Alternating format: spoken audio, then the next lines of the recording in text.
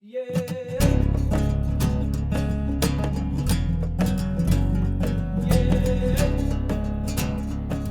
This is the Into the Wilderness podcast. I am your host, Byron Pace. It is the 5th of April, 2021.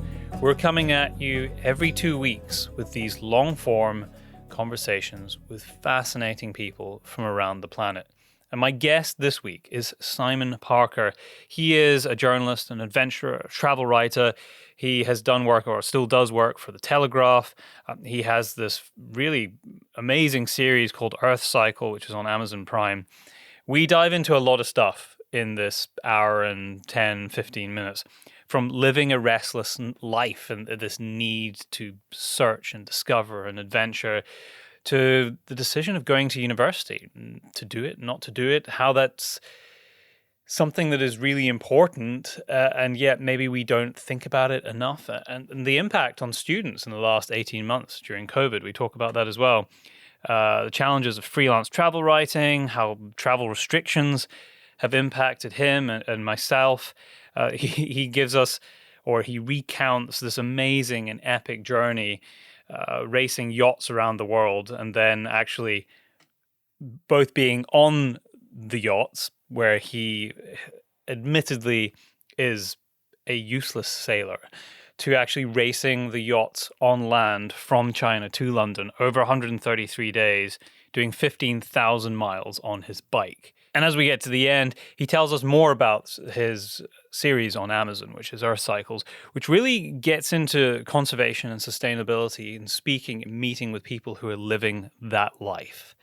So that is what you have to look forward to on this show. But a few things before we get into it. First of all, a winner from our competition that we ran 2 weeks ago, which was to win the latest volume of Modern Huntsman. Modern Huntsman being our partners on this podcast. You've heard a lot from different writers and editors of that publication over the last couple of years. If you want to check them out more, head over to all the W's, modernhuntsman.com, and you can have a look at all of the merch and the publications there. But what I asked you to do is become a Patreon supporter 2 weeks ago. And anyone who was a past Patreon supporter or a new Patreon supporter, I would randomly select somebody and you would win a copy of Modern Huntsman. And the winner is Colin Knight. So I think, Colin, you're actually quite a new supporter. So thank you very much for your new support, and congratulations. You win a copy of Modern Huntsman. Just reach out to me, podcast@paceproductionsuk.com, and I will get a copy out to you. If you have any suggestions for the show, you can also use the same email address, podcast@paceproductionsuk.com, and I will always get back to you. It might take a bit of time, but I will always get back to you. And I love hearing suggestions and what you guys are up to. And while we're talking about Patreon, if you would like to support the show, head over to patreon.com/Byron Pace, and you can have a look at the tiers that are there, and you can support the show for the price of a cup of coffee a month and help make these possible. A shout out to the top tier Patreons from this month, who include Richard Stevens, Richard McNeil, Ronnie Speakman of rdcontracting.co.uk, James Marchington, the guys at South Ayrshire Stalking. Actually, Chris is up for an award right now, so head over to South Ayrshire Stalking on Instagram and have a look at the award that he's up for. He needs your vote. Chris is one of the stalkers at South Ayrshire Stalking. Josh Starling, Thomas Cameron, and Mark Zabrowski, the team at Galaxy Clothing, and Colin Knight, who I just mentioned, who just won the copy of Modern Huntsman. I should remind you two things. If you are a podcast listener, you get a discount on the Modern Huntsman website by using the discount code Into the Wilderness, and you get 15% off. I think everything on the store apart from the fine art prints, because the fine art prints are linked to the actual artists themselves. But all of the actual Modern Huntsman products, you get 15% off. Absolutely worth having. So go and check out the website and use your discount code. And lastly, on Patreon, I have recently put up a print. It's my own fine art print, which is 2 leaping salmon that I photographed last year on the River North Esk, which is very close to where I live. And all Patreon supporters are going to, basically for the cost of me printing it out and shipping it to you wherever you are in the world, you have the opportunity to put your name down on a list to get one of those limited edition prints before I print the copies and actually put them up for sale. So If you didn't realize that and you're a Patreon supporter, go log into Patreon and have a look so you can look at the print and tell me if you'd like it. There quite a lot of you already have, and I need to jump on that soon. Next couple of weeks, I'm going to get that printed and get it out to everyone, and also get it up on the shop for sale. And lastly, before we jump into this interview, of course, I have another competition, but it's a little bit different for this show. I think I'm probably going to run it over 2 shows, so over the next month, the next 4 weeks, in partnership with Tecovas. Now, Tecovas are they make quite a lot of stuff, but primarily they make cowboy boots, friggin' amazing cowboy boots. They have been a partner on Modern Huntsman over quite a few issues. They're going to be going forward as well. And I happened to go into their store in Dallas when I was at the Dallas Safari Club convention in 2019 in February. The whole Modern Huntsman team were there, and we went over, and I just felt like I was in Texas, so of course I needed a pair of cowboy boots. So we went in there and I selected myself a very fine pair of cowboy boots made out of gator skin, which were very nice, but too nice to wear out and about all the time because I didn't want to muck them up. So I have them here, and yes, I am the guy that walks around in town with a pair of jeans and cowboy boots in Scotland. And I happened to be speaking to the team at Tecovas, and I was telling them, hey, I actually bought a pair of your boots like a year ago, and I love them. I just wish I had a pair that I could just rough it in, go and cut wood and just chuck on and do my daily stuff in, because it's so easy just slipping them on and off, and they're really well-made boots. And the team was like, oh, we've just released a new pair of boots called the Stockton, which is exactly that. It's designed as a work boot. It has a Vibram sole on it. Would you like to try them out? And furthermore, do you think your podcast listeners would like the chance to win a pair? Of course, the answer to that was yes. So I actually got them when I was still in the US. So I've been wearing them for the last 2 months now. They're basically all that's been on my feet. I love them. They're amazing. They're so well made. And now you guys have the chance to win a pair. Now, unfortunately, the team can only send boots to people who are in the US. But don't worry. What I'm going to do is if somebody outside the US wins the boots, I will get them sent to one of the team in the US, one of the Modern Huntsman team, and we will ship them out to wherever you are in the world. So this is a competition open to everyone, and we're going to make it very, very simple. I'm going to put up a post about this competition in connection with the podcast on Instagram and Facebook, and you just simply have to share it. Share it or comment on it, interact with that post in some way. Share it on your story, on your wall, whatever. And we will randomly select somebody who has done that. So make sure that you tag us if you're going to share, or tag me at Byron J. Pace, so that I can see that you've done it, because I'll just run through everybody who's done it in 4 weeks' time and select somebody at random, and you can win a pair of Tecovas Stockton boots. I will probably be posting some pictures of them anyway, because I've been wearing them out and about, so you can see what they look like. But if you head over to tecovas.com, that's TECOVAS.com. Check out the boots and you can find the Stockton. So you can read up all about them and see what they look like. And they come in 2 different colors, like a light tan, that's the one that I ended up with, and a darker brown. So with all of that excitement already, please welcome Simon Parker to the podcast.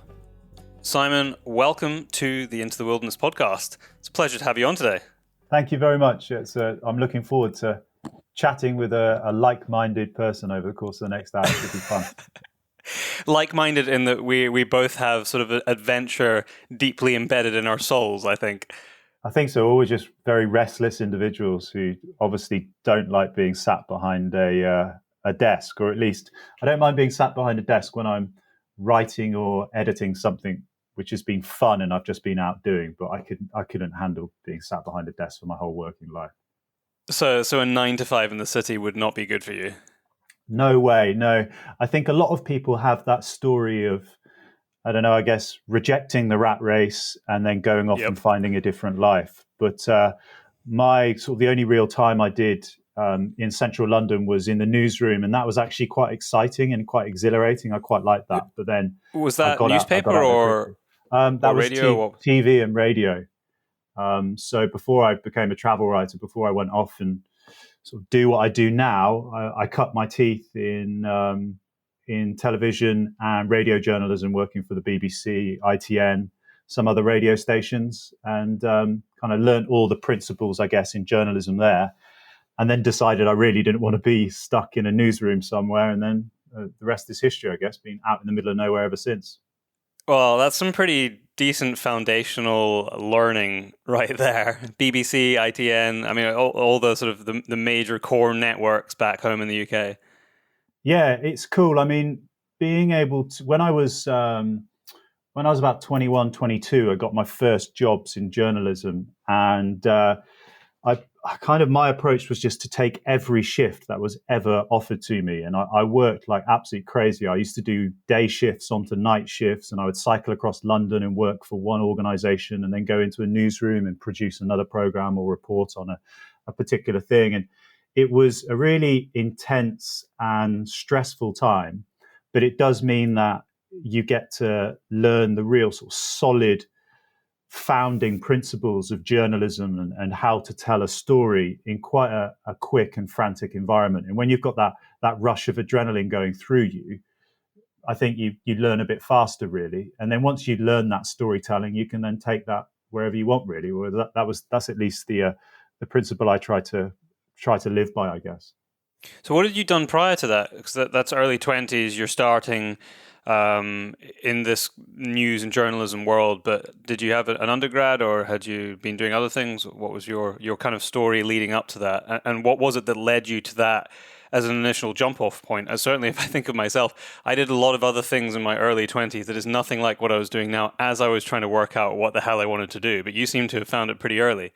Well, okay, so it might sound like that, but it was actually quite a complicated process. So I guess a journey of discovery. So when I was between the age of about 14 and 18, I was a bit of a tearaway of a teenager, if I'm honest. I won't go into too many details, but I used to engage in lots of things which my parents and teachers probably would encourage me not to have done. And my extracurricular activities were quite sort of out there for someone of my age. And I think it generally boiled down to just being quite restless and bored of being a teenager growing up in North Oxfordshire, surrounded by fields. You're still at that age where you couldn't really get into pubs and things like that. So we used to go to nightclubs and things like that. It was strange. You couldn't go and work, you couldn't go drink in your local pub, but we could go and get fake IDs and go to nightclubs and raves around the country and stuff. So we used to do all that. But when I reached the age of 18, I remember just being absolutely chomping at the bit to get out there and just to really see the world. So I was in two minds. I didn't really know what I was meant to do. Should I go to university or should I go backpacking like most of my mates? So I actually decided to go to university for that first year, and it was probably the worst decision I ever made because I absolutely hated it. It just really wasn't. It really wasn't my thing. But I slogged my way through that first year at university, and then at the end of that first year, I managed to convince my uni that I could defer my studies. So This sounds like such a familiar story. Yeah, so I deferred my studies and I bought a one-way ticket to New Zealand.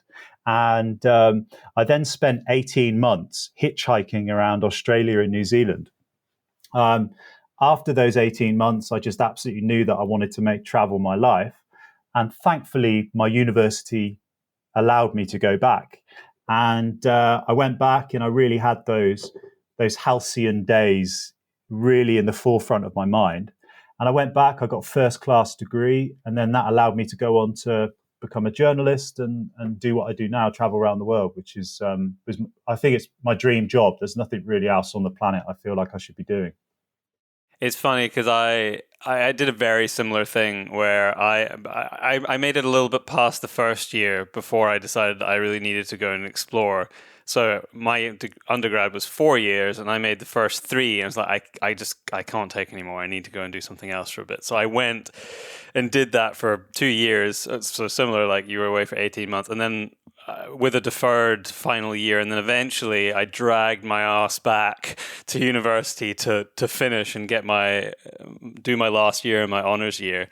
And it really does go to that. Well, one, I didn't really enjoy what I was doing. I ended up probably studying the wrong thing in hindsight, looking back, although I can see the valuable lessons in some of that time and some of the things that I learned. But it does go back to this kind of restless soul, I guess, for want of a better word, which I know you've talked to, I mean, you mentioned it at the start of the podcast, but you've talked to at some length this idea of a certain amount of restlessness and a need to explore. Where do you think that comes from? Do you know where it comes from for you? But I mean, obviously, it's not just you, not just me. There's a lot of people who kind of have that. Not everybody really gets to scratch that itch, and I think it probably causes some problems for them in life over time. Yeah, I mean, definitely. I think that that's probably being too stifled in your formative teenage years probably has quite a big impact on your likelihood of having a meltdown in middle age or having one of those midlife crises which people talk about. And I guess I was always quite switched on to that. I was always from quite a young age aware that life is a finite thing. There's only so many hours in every day and only so many days in every week. And I've always been absolutely obsessed with just trying to maximize what I can get out of my time. At the same time, when I was 17, I suffered the bereavements of several close friends. And I've kind of always buried that grief, I think. But I'm currently writing a book, and I've been exploring some of those feelings that I felt back then. And it's been great therapy, I think, because I've been able to lay some of these feelings on paper for the first time in my life, really. And I think I was left with this feeling that, if these people I grew up with aren't here anymore, I have a responsibility to myself, but I also have a responsibility to them to go out and just smash it as much as possible and just have a good crack at life, really. And I think coupled with that comes from the fact that, I didn't grow up in central London or anything like that. I grew up in a small hamlet in the Cotswolds. And there was only really so much that we could do to keep ourselves entertained as a group of friends, to be honest. So when I reached the age of 18, 19, I was just desperate to go out there and see the world, really. And I've never really looked back. But I think maybe the education system, or the Western education system we have, which is very eager to get people along this production line of going in and out of higher education. It feels like a production line. It does. That's exactly what it feels like. Well, and I think there are some questions to be answered, really, by culture and by society about encouraging people to go into academic qualifications, which are probably totally unnecessary. When you look at the university system in Britain, and I guess it's even more of a monster in the US. There are so many subjects being studied which probably are completely unnecessary, if I'm totally honest. All of the main principles I learned about being a journalist, I learned in the first couple of years of actually just being in the newsroom. My degree in English and film studies was a nonsense, really. The only real good it got me was I got a first class degree, and it gave me that. It opened the door. It opened the door for me. But other than that, something like journalism, you can learn it on the job. Yeah, absolutely. And that's how people used to learn that. And it's a difficult one because I see a huge amount of value in education, but I think, like you're saying, you can get education in many ways. It doesn't have to be in a formal institution. I have recently gone back to university to study a master's, but it's exactly the kind of work that I am doing day in and day out anyway. It's a master's in conservation and biodiversity, which is what I often podcast about, it's what I write about, it's what I make films about. And being absorbed in an academic sort of framework, when it's linked to something that I think about all the time anyway, and I really want to understand rather than learn, makes a hell of a difference. And I think one of the problems with a lot of undergrad degrees, including my own at the time, is I didn't really know what I was doing because I was pretty young when I left school. I had some sort of formulation in my mind as to where I wanted to go, but I know now, as time has gone on, it was very far removed from the path that I would eventually take. And it's a difficult one because you can't, wherever you are in your life, whoever you are, you can't really regret or want to change the things that have happened in your past, because you might not be where you are today if you hadn't done those things in the past. But yeah, it was, if I was to think back on it, it would be, and give advice, it would more be thinking critically about the kind of life I want to have, and speaking to something that you were just saying, really searching for the things that bring you joy and happiness and give you some sort of meaning and purpose. And that, I don't think, unless you are a very shallow person, I don't think that will ever be just purely a monetary goal, which I think is how a lot of us pick jobs when we're younger. And that's, unfortunately, that's the sort of topsy-turvy, or the top-heavy nature of life, really, is that you have those realizations, when you're in your 30s or your 40s, expecting children of the age of 17, 18 to decide what they may do for the next 50 years of their life. It's a big burden. Yeah, based on what they've learned in a classroom, having not really been out anywhere or seen much, unless you're an incredibly privileged child that gets to go on amazing holidays. For the main part, what experience do you have knowing what sort of life you want to lead? It's crazy. So actually, if I ever have children one day, I would encourage them to get out there and spend a couple of years just taking opportunities and giving stuff a go and talking to people and living other people's lives for a couple of years before you feel that stress of needing to decide what you're going to do for the rest of your life. And I also think, especially something like university, again, it comes at the wrong time. You've had children indoctrinated by education from the age of 3 or 4 all the way up to 18, and then you tell them, right, now you have to go and do another 3 or 4 year course to become whoever that adult version of you is going to be. That's a huge amount of pressure, huge amount of stress to put on a human being who has only ever been in the education system. So I actually think, I know it's a great cliche, but the greatest lessons I've ever learned from anything have been out just living my life in life. Yeah. So much more than anything I've ever picked up in a book or a magazine or a documentary. Just go out and live and see what happens.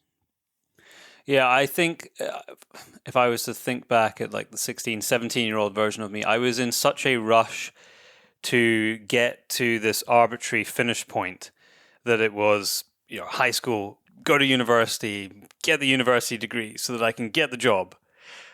But if I could have really seen it the way that I see it now, I would reinforce what you've just said, is that I think there is a lot of value in, if you can find a way to do it and, try and support yourself to experience the world for a year, 2 years, maybe even 3 years.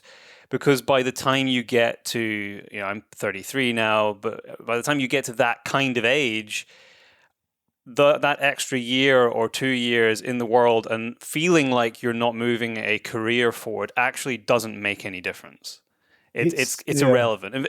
And if you were able to sort of short circuit mistakes you might have made in a way, in terms of choices you made, then you've actually saved time. But it's very, very difficult to look at it like that when you're 18 years old. Yeah, totally. Or I'm 33 as well, and we're already talking like fuddy-duddies. Like 60-year-old.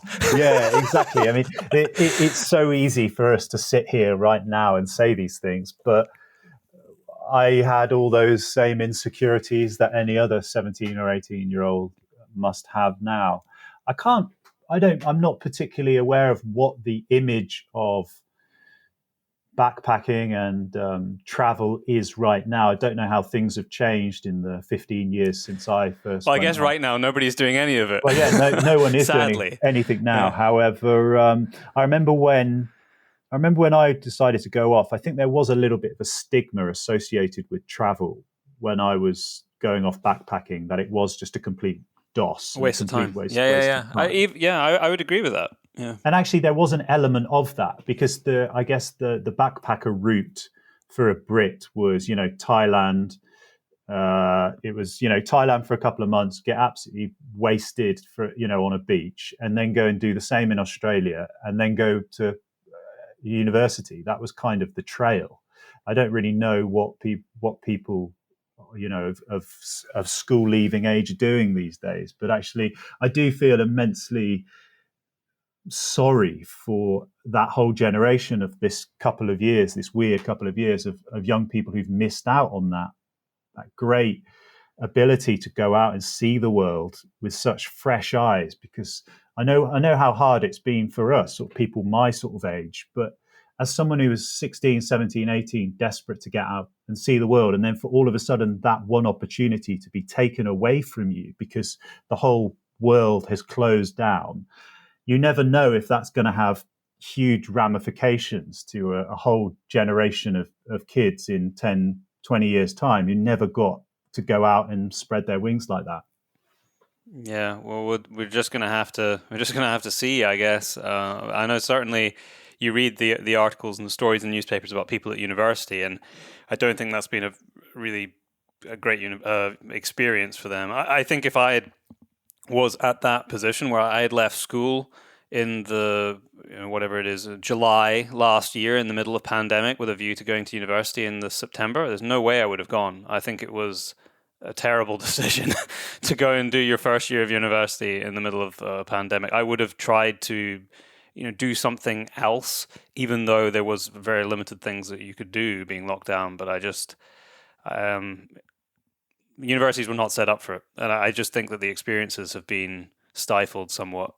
I think they've got quite a lot to answer for as well, to be honest, as organizations, because they actively encouraged, or many of them actively encouraged, their students to come to university and to begin their studies, knowing, could have taken an educated guess that there wouldn't have been any contact times, and people would have been doing their lessons from their dorms. What's the point in paying goodness knows how many thousands of pounds a year to go and to sit in your prison cell? Why aren't you doing that at home at the very least? Because university really isn't cheap.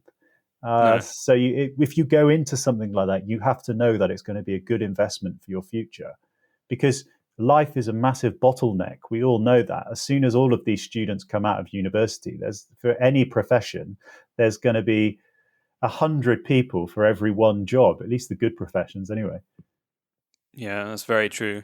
So tell me, once you had this amazing foundation with these very high profile news and journalism and networks, what was the thing that pushed you to say, okay, I'm going to go and do this by myself now? And what was the first journey that you took? So I used to work lots and lots of shifts in the newsrooms of central London, as I said, and I used to take on whatever I could. And I remember one weekend, it must have been a Sunday morning, and I was on the news desk in a newsroom in London. And I remember that my job was to edit reports that were coming in from journalists all over the world. And these feeds of material used to come into us via our computers and via our servers. And I used to put them into a timeline and then cut them up and make reports that would go out on the news, on websites, that sort of thing. And I remember just thinking to myself, why am I working myself to the bone, trying to save up enough money in here to be able to afford to go traveling, when what I could ultimately do is try and be the person on the other end sending back this material. So I remember I was working on a news program, and one of my editors was doing a little bit of travel writing for the Telegraph.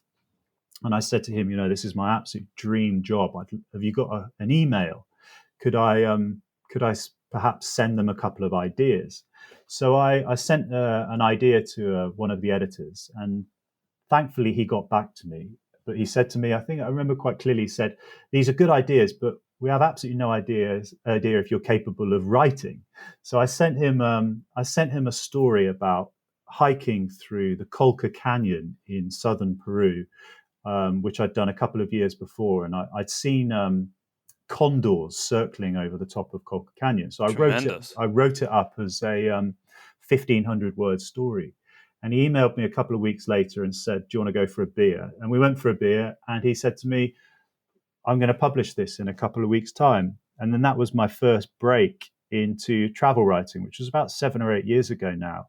And then since then, I've just tried to kind of keep that snowball moving forward, really, by just picking other stuff up and just trying to sort of live my dream as a travel writer, really.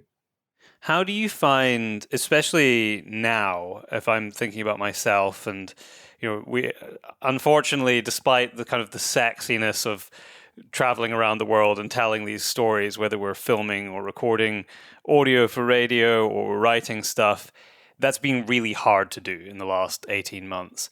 And we have to worry about the boring things like, is there money coming into the bank? How do you find the precariousness, generally speaking, of a very freelance life? Yeah, it's strange. There have been times over the course of the last 10 years that I have worried about not having enough money because, for example, it's strange. I guess it's very similar to what you do. There will be some months when I earn quite a lot of money, and then there'll be other months when I earn zero money. It's just the nature of the gig economy, I guess. But you know what? I find it quite exhilarating in a strange way. I find that you have to be as prolific as possible. You have to generate as many ideas as possible to try and make a living.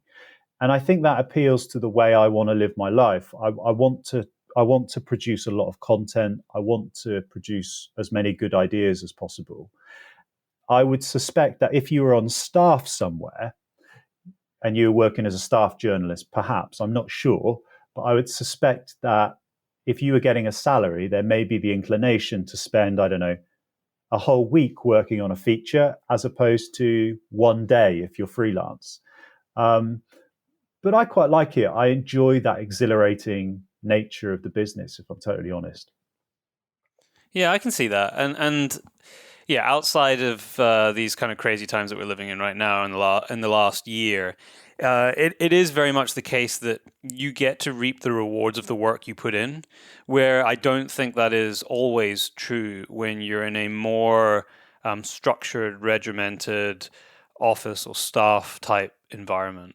The cool thing that I enjoy about my job is I only ever work on things that I'm interested in. So that's the dream right there, though, isn't yeah, it? I'm pitching ideas to newspapers and TV networks and radio shows, ideas that I'm already really, really interested in. And then Makes a huge difference. I just try and convince other people that this is interesting for many, many people.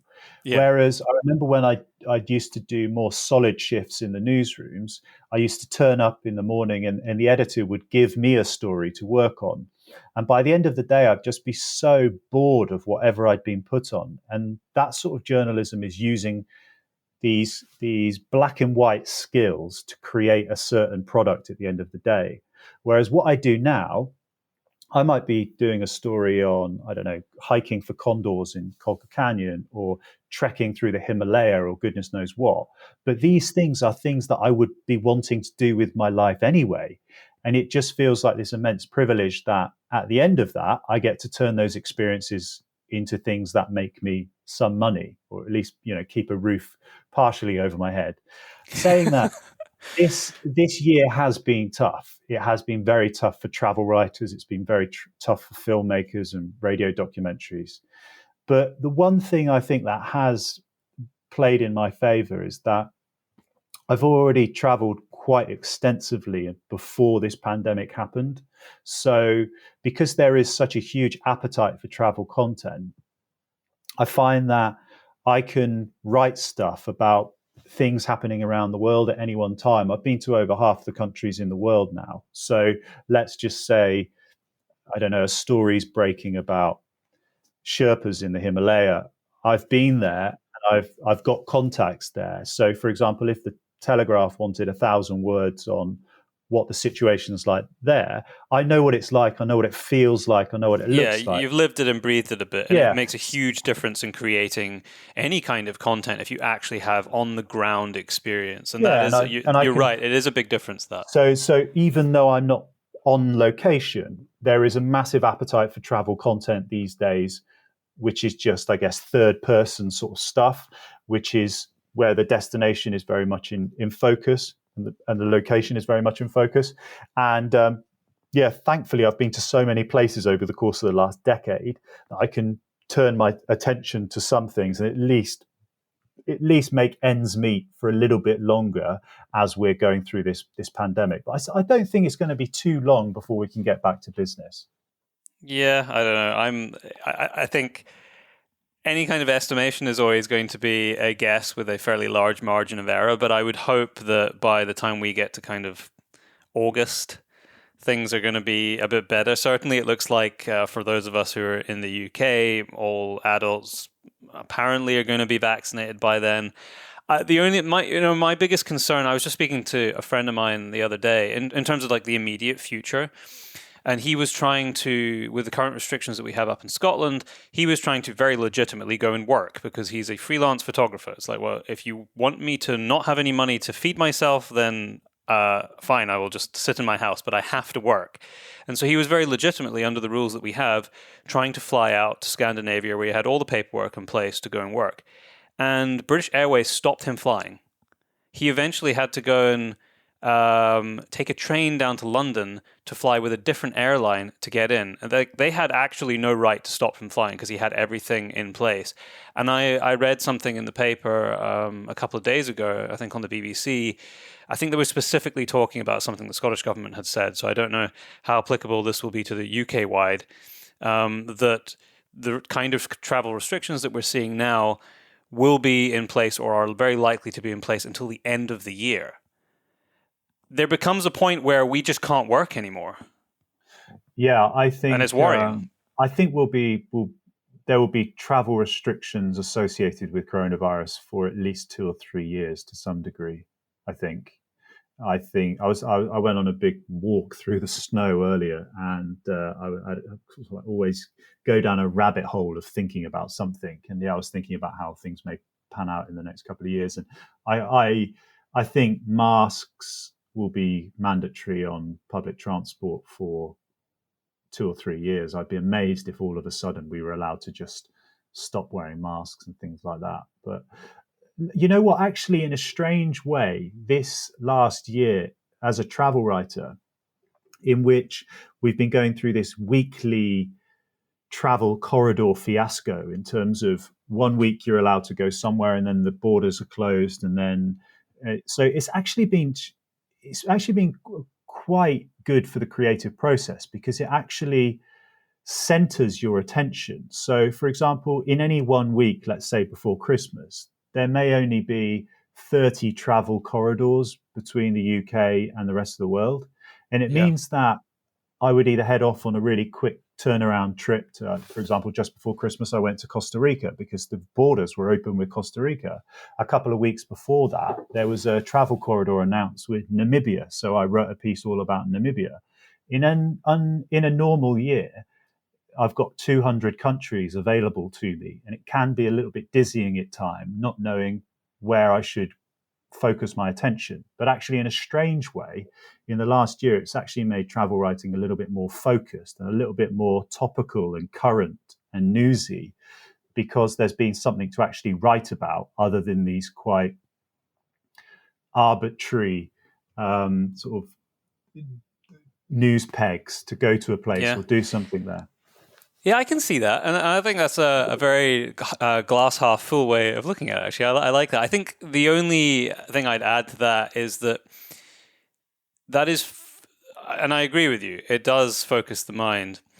The issue that I've had recently, or the thing that I've been wrestling with, and I don't want anybody listening to this to think that I am not taking the situation. I am taking it extremely seriously, and I have had, friends who have been very close to dying as a result of this. So I'm not taking it lightly, but I wrestle with this idea that it's one thing for a country that is not your country saying we're not allowing people in. I mean, that's fine.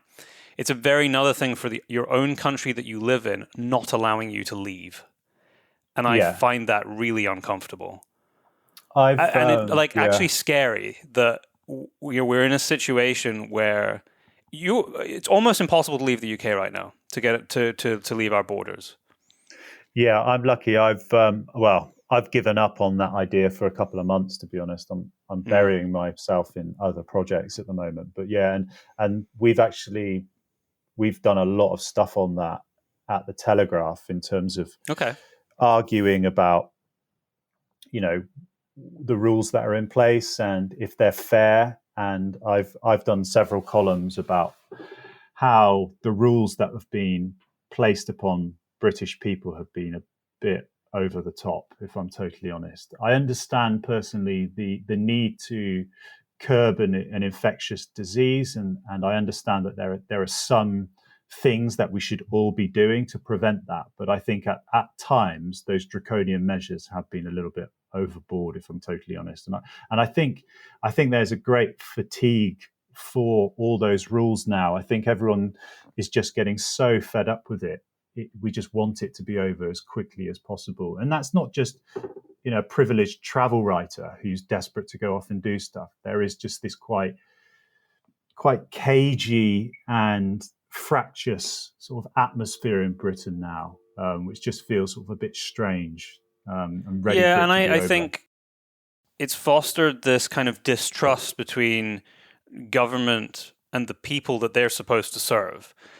I think it's been based on the actions of some really inconsiderate assholes, actually, who are having parties and that kind of thing. But if we look at the current restrictions of getting home right now, for countries which are not on the red list of 30-odd countries that have potentially have the South African variant, and if I look at Scotland in particular, where they are wanting to implement full enforced hotel quarantine that you're going to have to pay for, even if you're a British national, even if you have a home to go to. And that is so you're not even trusting your own population to land home, having been away legitimately, and go and sit in their house for 10 days and get tested. If we can't trust people as a society to do the right thing, obviously there will always be people who break those rules. I'm not sure how you move forward if there's no trust at all, and you're having to essentially imprison people, because that is what they're doing, in enforced quarantine.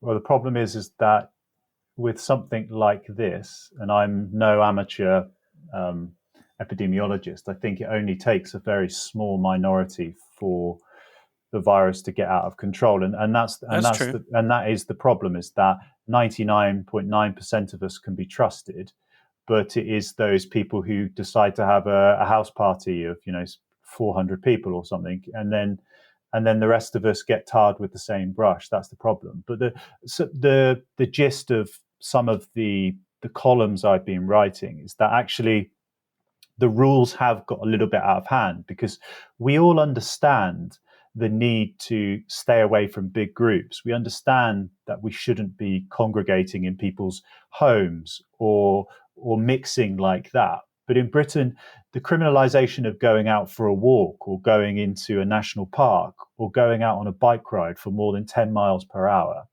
10 miles from your home, is really just, in my opinion, just taking things to a totally different level.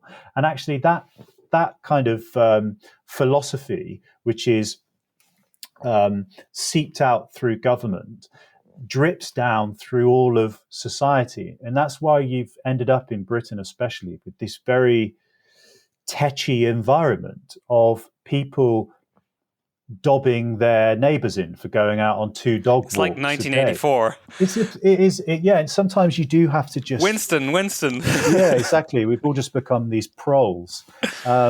It's crazy. Sometimes, in a strange way, I've found the whole thing quite amusing, because some of the way people have behaved this year is just a crazy situation. Who could have ever imagined the way some people would have behaved during all of this, and the sort of environment we've created for ourselves? I honestly think it's going to take a generation get over. Yeah, you're probably right. Well, maybe we can help people escape from, because when this goes out in a week or two, we're still going to be in exactly the same situation that we're in right now as we're recording this. So maybe we can help people escape in their minds by talking about two of your really big adventures. Starting off with your trip from China to London, which was back in 2016.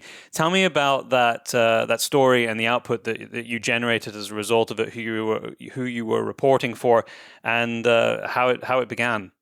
Yeah, so back in 2015, I became aware of something called the Clipper Round the World Yacht Race, and Absolutely, yeah. it's the world's largest circumnavigation of the planet.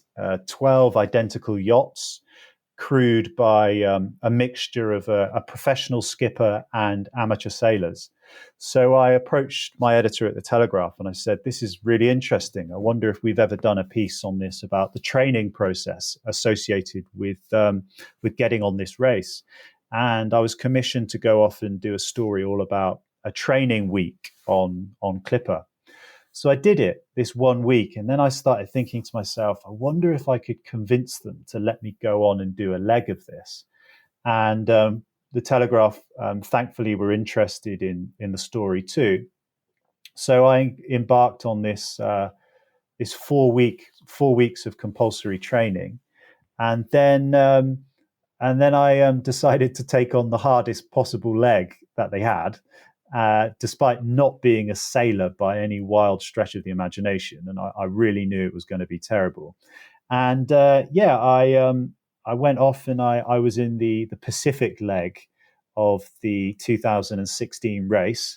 So that rough involved, seas. oh, I mean, crazy seas. This was, you're surfing down waves the size of mountains. It is just, the center of the Pacific Ocean is just somewhere that human beings just are not meant to go to.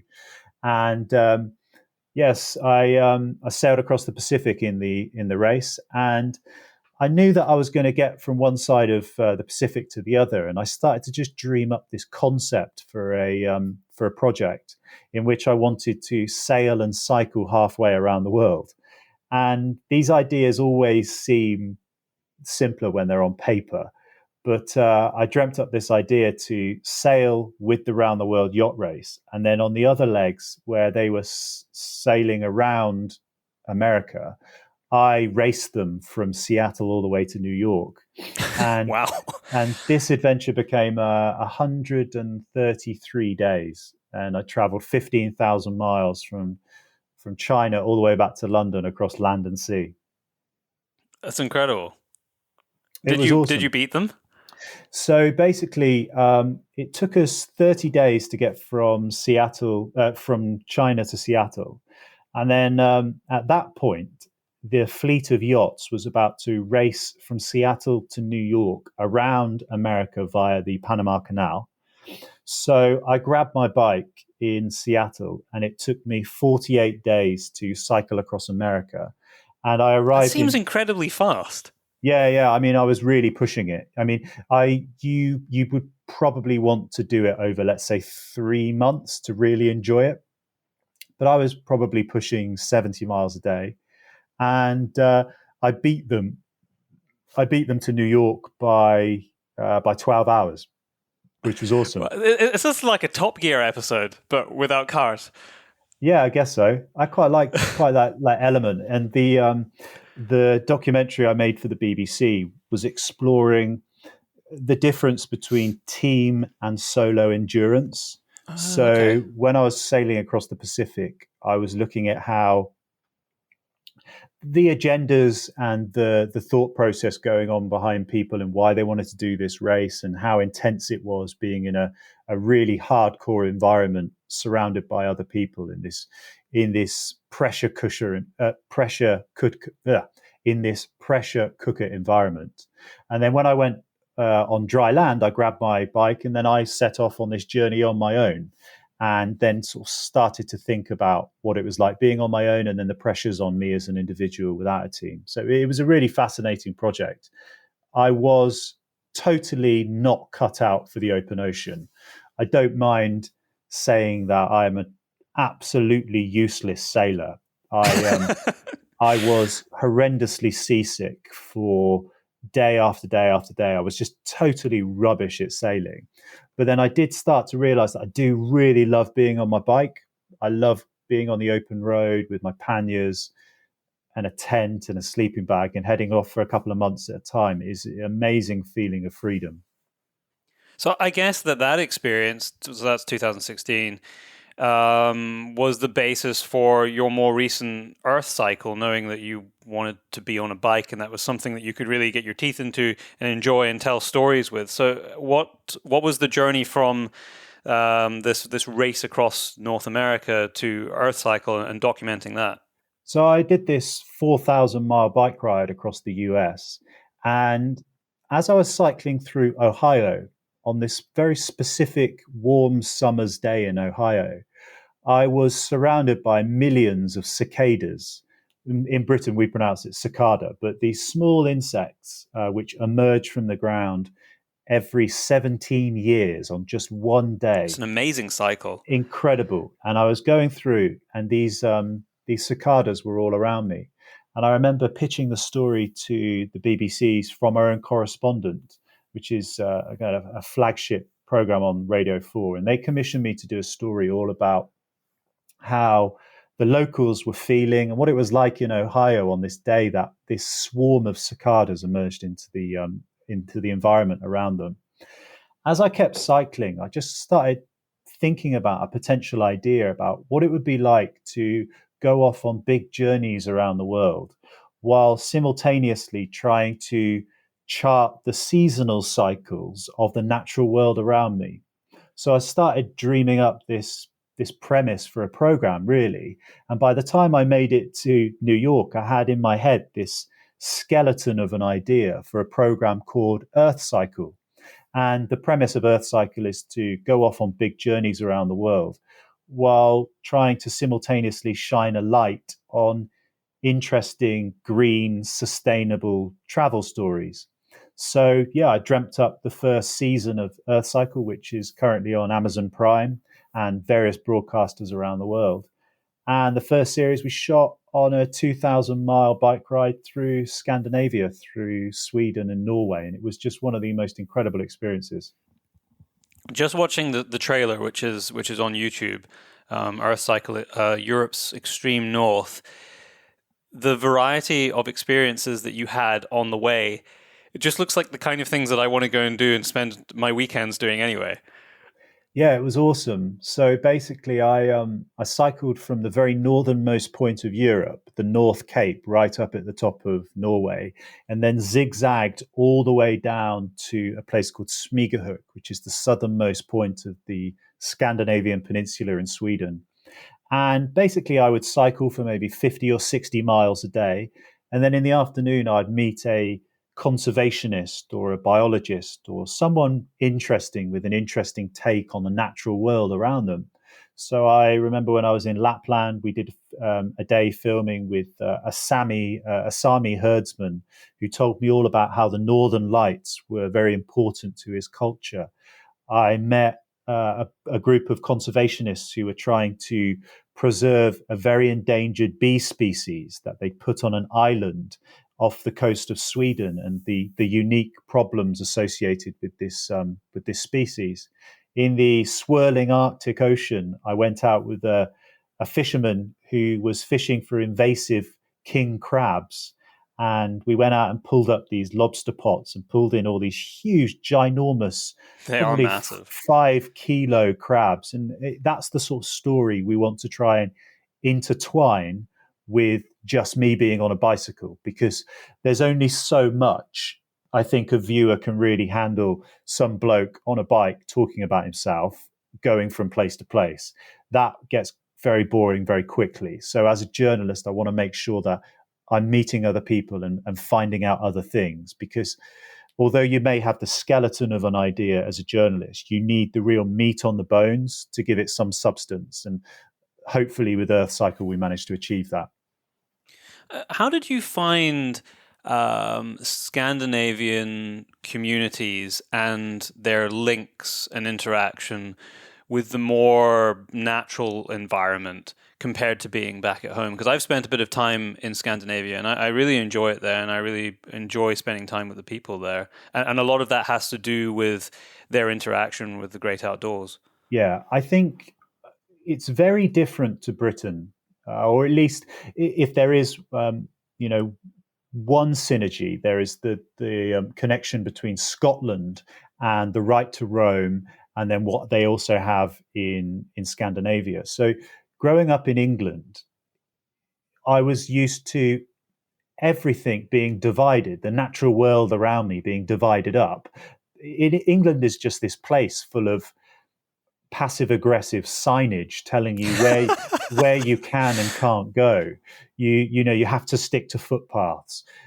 This is a bridle way. Don't go any further. No dogs off leads. That sort of thing. Whereas in somewhere like Scandinavia, even though people, of course, do own the land, there is this amazing thing called the right to roam, which allows people to share the great outdoors. And if you are respectful of that and you leave no trace, it is completely in your right as another human being to pitch your tent and enjoy being out there. So, actually, for something like Earth Cycle, in which we're really trying to promote being outside, enjoying the natural cycles of the natural world around you, Scandinavia was the perfect place to do that. And actually, Scandinavians in general want to share that philosophy with visitors. They're very proud of their open source management of the great outdoors. And hopefully it's something that may be able to catch on in the US or in the UK. But unfortunately, historically, we come from a background of lordship, of ownership, which they don't so much have in Scandinavia. Yeah, I agree with all of that. And I think the other part that was very noticeable to me was their understanding and connection when it came to food and the sort of unapologetic view that they had of harvesting and using food in a sustainable manner from the land, whether that be big community hunting schemes for moose up in the north, or whether that be fishing off the coast.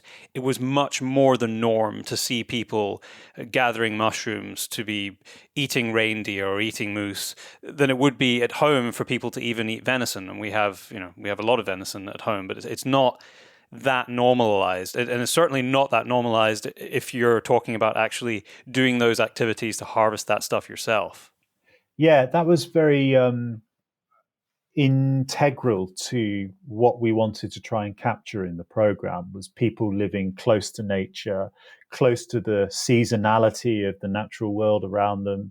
So, for example, I cycled the length of Scandinavia at just as summer was crossing over into autumn. So I think it was late August through to the beginning of October, and that's a really bountiful time to be out and about in terms of the seasonal berries in the Arctic, the mushrooms, migrating salmon, that sort of thing. It is a really amazing time, and actually, I think it must be down to a certain extent to population in terms of population density, because Sweden and Norway have a huge amount of space for a very small population, whereas something. I mean, of course, we would love Britain to have all those characteristics, but actually, the more I travel, the more I realize how densely populated and, dare I say it, overpopulated Britain actually is. There are 65 million people squeezed into what is quite a small area. So although... And 60 of that's in England, or maybe not quite 60, but we only have 5 in Scotland. Exactly. But for example, it's very easy for people like us to eulogize about, wild camping and things like that, but we don't take into consideration the fact that actually there are probably too many of us to enjoy the great outdoors responsibly, and it just takes a few people to turn up in the Lake District and not put their tents away to actually look probably a lot more significant than it actually is, because we're sharing a much smaller space among significantly more of us. So I would love to go and live up in northern Scandinavia. I generally hate the winter, but there is something about the Scandinavian winter in general that is just so crisp and so honest and so raw, which I think I could actually very much enjoy. I need to get back to Scandinavia when things normalize again. I've got a few friends there. I need to get back to Norway and Sweden, and I've spent a bit of time in Finland as well. And I love all those countries. So that's pretty high on my list actually to get back there once things get back to normal. It's an amazing place, amazing people, amazing landscapes, a huge amount to like. Simon, just as we're getting towards the end of our conversation, is there anything that you are working on that's coming out soon that you have the ability to tell us about, or are all your new projects, other than your book, kind of under wraps until they're not? Yeah, so what I've learned from the last year is that I have to try and generate ideas that are pandemic proof to a certain extent. So in summer last year, I was getting really fed up with all of my international projects being cancelled. I had so many interesting things lined up. I was meant to be going to do a source to sea expedition of the Zambezi, which was going to take a couple of months. Tremendous. And that got called off. So I was really annoyed about that. And I had so many other interesting projects. So I was just feeling so restless and down on my luck, really. So before Christmas, in October, I dreamt up this idea to cycle the length of Britain during the pandemic. And it became a 6-part article and video series for the Telegraph. And I cycled the length of Britain all the way from the northernmost point of Shetland down to the southernmost point of England. So that became the 6-part series, and I'm hoping it may become the first half of a book I'm currently working on at the moment. But I'm excited to reveal, and quite scared to reveal, that I've actually decided to go off and do it all again.